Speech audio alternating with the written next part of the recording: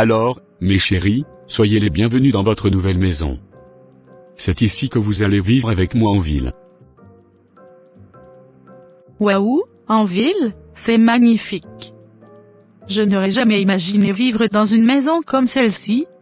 Eh bien, tonton Martin, tu ne nous avais jamais parlé d'un endroit aussi grand, j'espère que tu as pensé à tout, hein?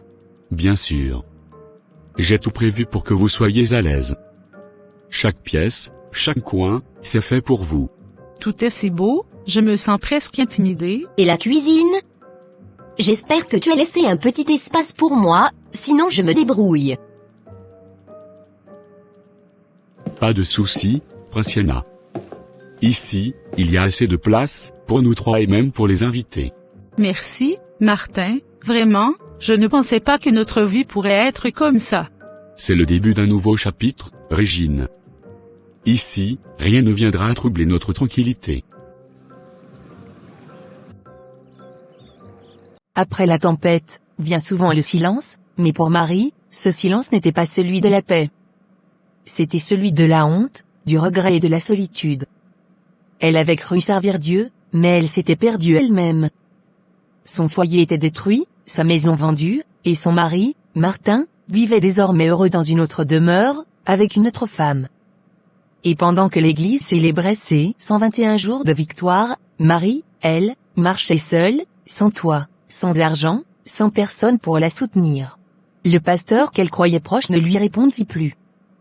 Les fidèles, qui autrefois l'admiraient, détournèrent le regard. Ainsi commence une nouvelle page de son histoire, le retour de Marie, non pas dans la gloire, mais dans la vérité. Car parfois, avant de se relever, il faut d'abord tomber jusqu'au plus bas. Madame, n'allez pas croire que parce que je reviens de 120 jours de prière enflammée, je vais me laisser intimider chez moi. Ici, c'est ma maison. Tu es chez moi. Tu peux bien sortir appeler tout le quartier, je te défie. Personne ici ne m'est étranger, et si tu cries au voleur, c'est toi qui seras confondu. Dis-moi, comment es-tu entré chez moi? Qui es-tu?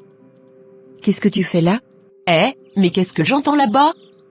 On dirait qu'il y a une dispute chez les nouveaux voisins. Attends un peu, cette voix-là, on dirait celle de Marie. Oui, c'est bien elle. Mais qu'est-ce qu'elle fait encore dans cette maison? Son mari n'avait-il pas déjà vendu la parcelle? Et pourtant, je l'ai vu revenir tout à l'heure, avec ses foulards sur la tête, sûrement tout droit de l'église. Peut-être qu'elle ne sait même pas encore que Martin a vendu la maison, et qu'il s'est déjà remarié au village. Non, non, non, je ne peux pas rester là, sans rien faire. Avec le ton qui monte comme ça, elles vont finir par s'entretuer là-bas. Je ferais mieux d'y aller, avant que ça dégénère. Oh, chère Marie. Tu as encore tes foulards sur la tête, hein? J'ai entendu beaucoup de bruit dans cette maison, qu'est-ce qui se passe ici au juste? Donc dans ce quartier, vous n'avez vraiment aucune manière? C'est comme ça que vous entrez chez les gens sans même frapper à la porte? C'est ça votre éducation?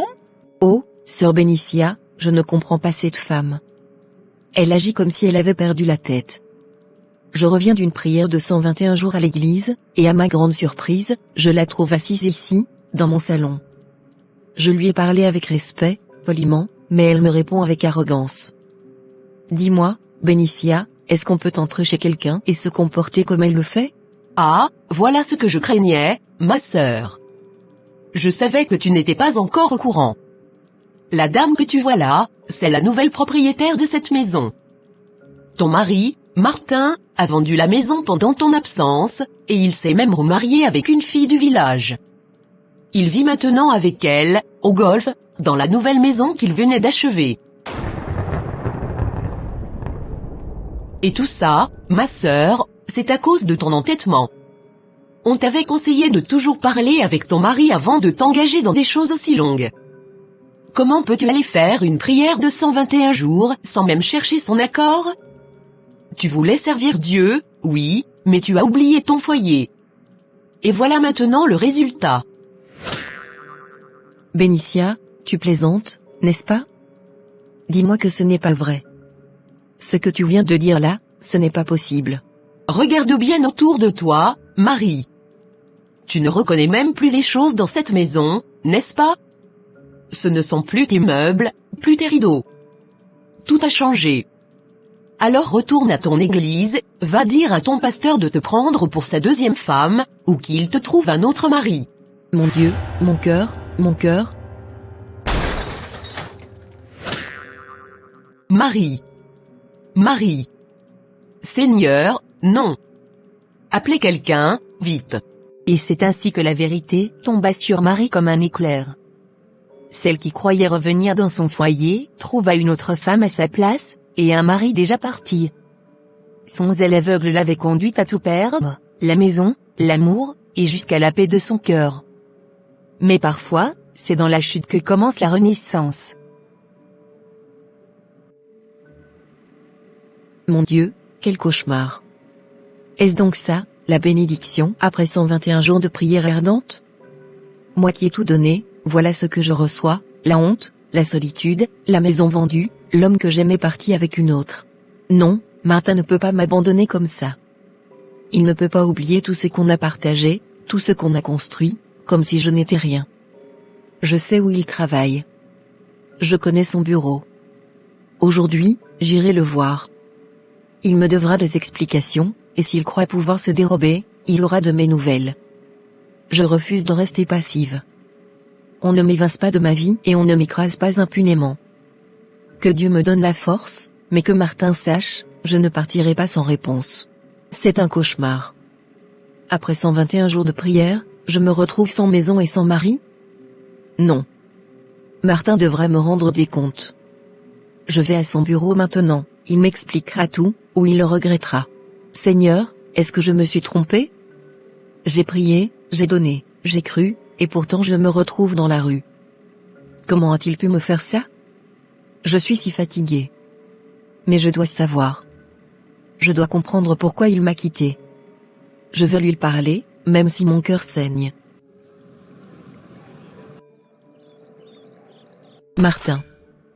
Qu'est-ce que j'entends? Qu'est-ce que tu as fait? Dis-moi que ce n'est pas vrai, dis-moi que je rêve. Comment as-tu pu me faire ça?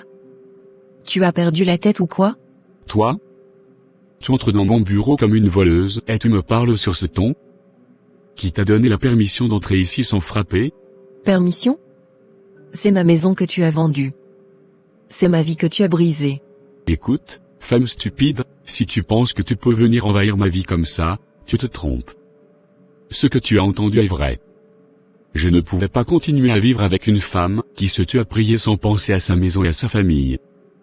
J'ai vendu, je me suis remarié, et je vis maintenant dans une autre maison. Tu oses dire ça? Tu as vendu tout sans rien me dire?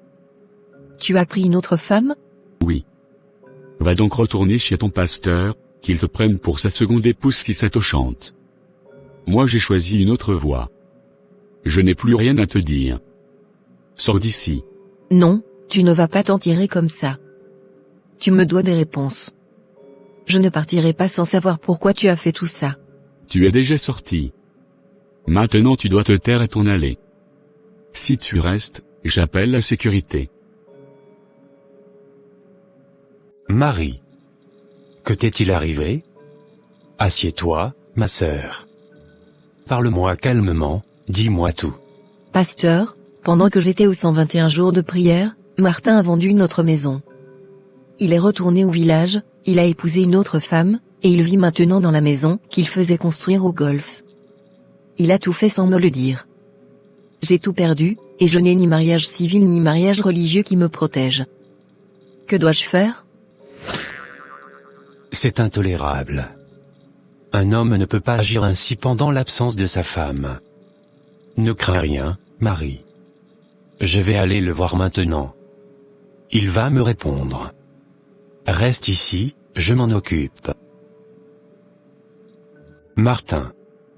Toi, ne trembles-tu point de honte? Comment as-tu pu faire une chose pareille à la servante du Seigneur pendant son temps de prière? Comment as-tu osé vendre la maison et la laisser sans rien? Pasteur, quel drame. Tu crois vraiment pouvoir m'intimider ici? Tu ne craindrais donc pas Dieu? Réfléchis, ce que tu as fait appelle le châtiment. Je te conseille, tant qu'il est temps, de reprendre cette femme et de réparer ce que tu as détruit, sinon je prierai et j'invoquerai la correction divine sur toi. Tu veux invoquer quoi, pasteur? Tes menaces? Tes prières? Viens donc. Je veux voir ce que ton Dieu va faire. Toi, pasteur hypocrite, tu me fais rire. Tu crois me faire peur avec tes paroles creuses? Si tu t'attends à m'effrayer, tu te trompes. Tu oserais frapper un envoyé de l'Éternel? La prochaine fois que je verrai tes pieds ici, je te ferai payer. Sors d'ici. Donc, toi tu ne connais pas encore l'histoire d'Élisée dans la Bible. Les enfants étaient autour de lui en train de crier Élisée, l'homme de calvitie. Élisée l'homme de calvitie. Et, Dieu avait sorti le lion dans la brousse, qui dévorèrent tous ces enfants, qui se jouaient de l'homme de Dieu. Et, la Bible dit, Dieu ne change pas. Il est le même hier aujourd'hui éternellement, donc, moi aussi aujourd'hui, je peux même invoquer les feux du ciel, qui puissent tomber ici et te consumer sur les champs.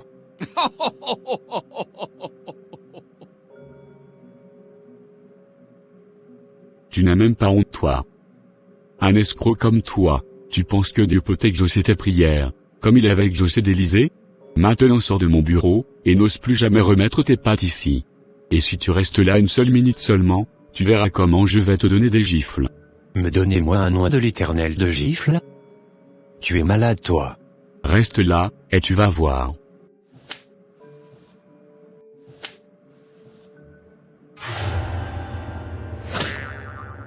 Maintenant dehors.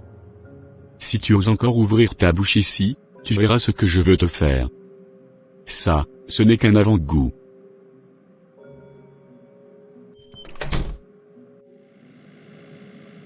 Cet homme est vraiment pervers, je n'imaginais pas qu'il oserait me frapper.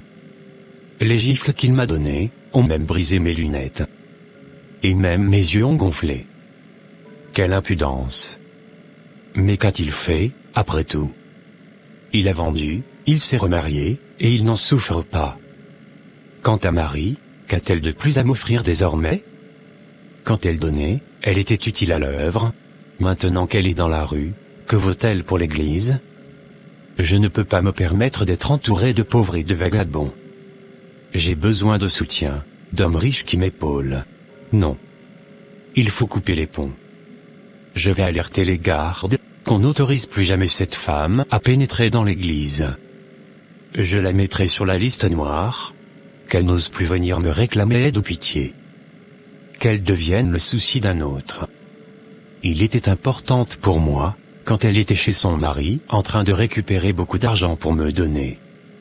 Et maintenant qu'est-ce que je vais faire avec elle? C'est vraiment fini entre moi et elle. J'ai besoin des gens riches qui me rapportent l'argent, et non des pauvres qui sont des fardeaux pour moi. Pasteur, que la foule appelée homme de Dieu, avait laissé voir son vrai visage, un cœur qui choisit les alliances selon l'épaisseur des portefeuilles. Là où la compassion était attendue, il préféra le calcul. Marie, abandonnée, n'avait plus d'asile. Quand l'église devient une place d'affaires, les plus faibles sont balayés. Oh, pasteur, pourquoi avez-vous les yeux gonflés comme ça? Qu'est-ce qui s'est passé là-bas? C'est ce stupide de ton mari qui m'a fait ça. Il a osé lever sa main pour me gifler moi. Je monterai à la montagne, et il va subir le châtiment de Dieu lui. Mais, cet homme est fou. Il a osé te tabasser toi un grand pasteur comme ça? Est-ce que sa tête fonctionne normalement? Alors, pasteur, comment je vais faire maintenant? Dans cette ville, je n'ai ni mère, ni père, ni frère, ni sœur. Donc, je n'ai nulle part à aller du tout. Nous sommes des hommes, parmi tant d'autres ma sœur. Vas-y d'abord, je resterai réfléchir, sûrement, nous trouverons une solution à cette situation. D'ailleurs, je t'avais dit depuis que cet homme n'a pas vraiment été destiné pour toi. Voilà que ça s'est laissé voir au clair. Dieu va t'aider, et tu trouveras quelqu'un d'autre. Nous allons faire une prière puissante et Dieu va nous révéler ou bien envoyer quelqu'un qui a été destiné pour toi. Tu n'as pas du tout à avoir peur.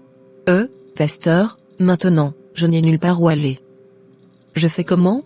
Tu es une femme mature, et tu as aussi une tête ma sœur. Ah! Qu'est-ce que tu veux que moi je fasse? Viens alors, je veux te porter sur mon dos.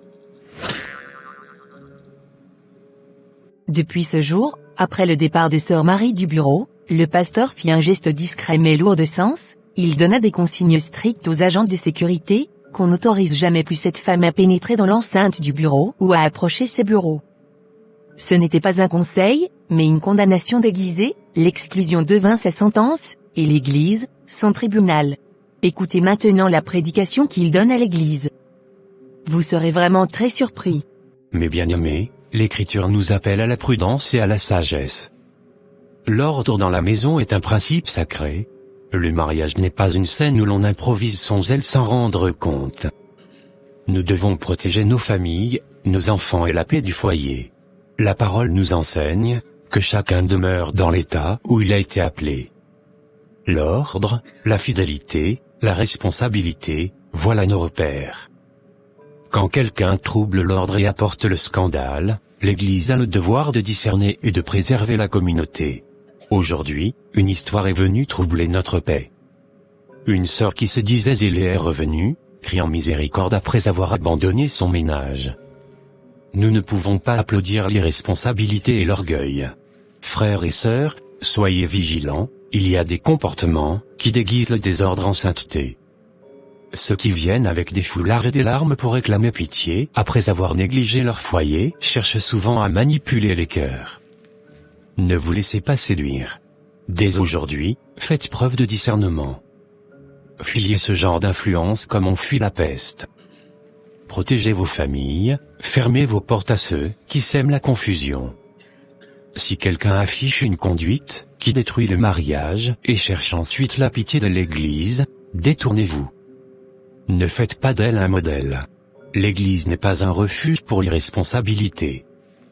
Celui qui choque le foyer ne peut être notre guide. Gardez-vous des fausses saintetés, elles rongent la communauté. Priez pour la sagesse. Et surtout, protégez vos maisons. Oh ma sœur Cécile, tu as entendu ce qu'on raconte à l'église? Hein? C'est grave. On dit que la sœur Marie a détruit son propre foyer, et maintenant elle veut que le pasteur la prenne pour deuxième épouse. Tu peux imaginer ça? Une femme mariée, hein, qui se disait remplie du Saint-Esprit. Ah, ma sœur, c'est devenu compliqué dans cette génération. Les gens font semblant d'être saints, mais à l'intérieur, c'est autre chose. Moi je dis toujours, il y a des chrétiens qui prient avec la bouche, mais leur cœur est ailleurs. Tu vois, Marie faisait trop la spirituelle, tout le temps à l'église, foulard sur la tête, toujours la première à crier Alléluia. Mais regarde aujourd'hui. Exactement. Et pourtant, on la voyait donner des grosses sommes chaque fois que le pasteur lançait un appel de fonds. Même pendant les veillées, c'est elle qu'on voyait tout le temps devant.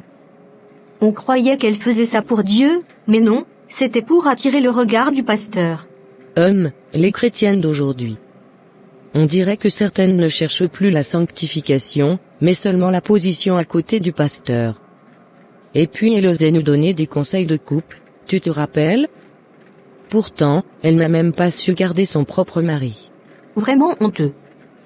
Tu sais, moi j'ai même dit à mon mari, si cette femme vient encore nous rendre visite, qu'elle reste dehors. Parce qu'une femme comme ça, c'est la ruine des foyers. Elle a détruit sa maison, maintenant elle veut détruire celle des autres. Tu as bien dit ma sœur. Faut même s'éloigner d'elle. Le pasteur a bien fait de prévenir l'église. Moi je dis, une femme qui joue avec son foyer, c'est comme un serpent qu'il faut écraser avant qu'il ne morde les autres. Alors, mes bien-aimés, cette vidéo est le fruit de plusieurs heures de travail. Si vous pouvez nous aider à faire grandir cette chaîne le plus rapidement possible, en partageant, en commentant, et surtout, en nous laissant un petit j'aime, n'attendez pas la fin pour le faire.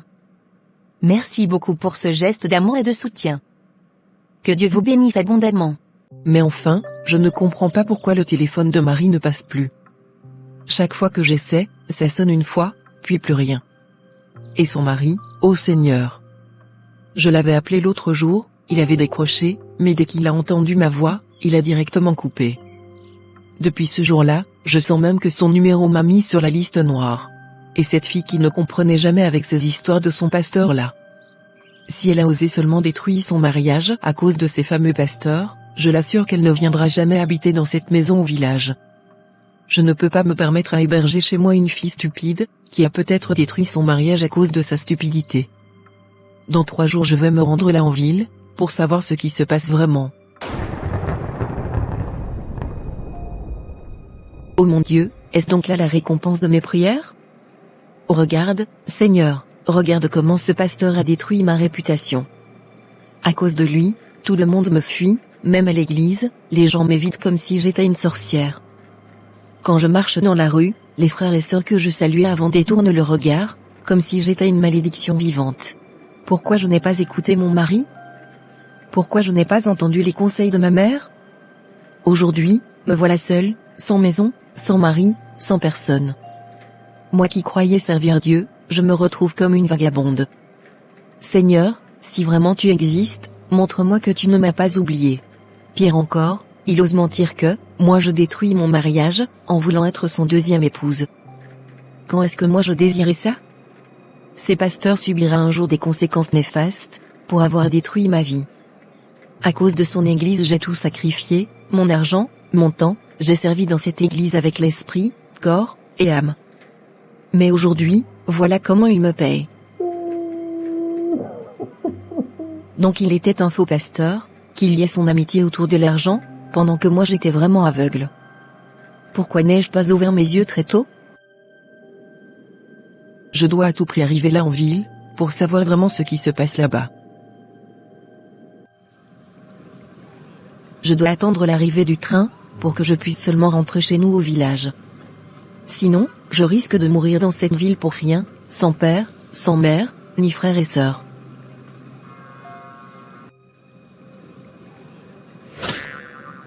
Mais, n'est-ce pas Marie que je vois là-bas?